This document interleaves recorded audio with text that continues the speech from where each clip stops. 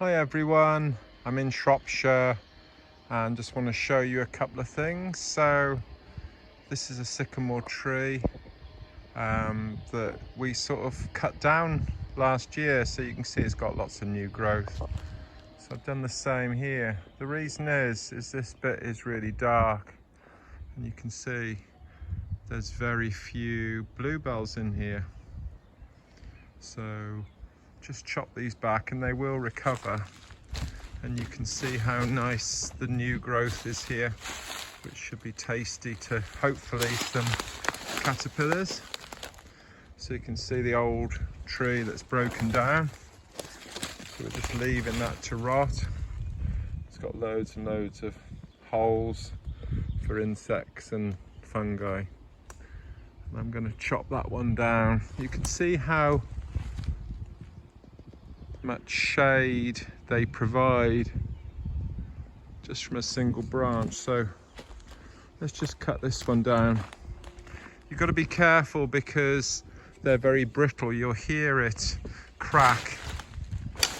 So I'm just going to stand well away, and if you look, you can see how tall it is there. So just move back a bit.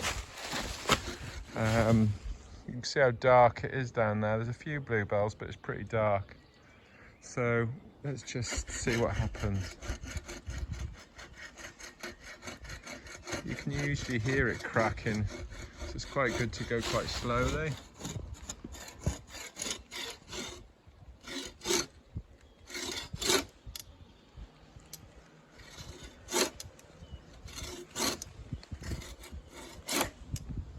That should be enough, I think.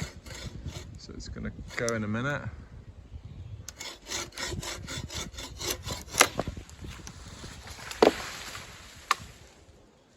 So there should be some more light coming in now. You can see there's a few bluebells down there.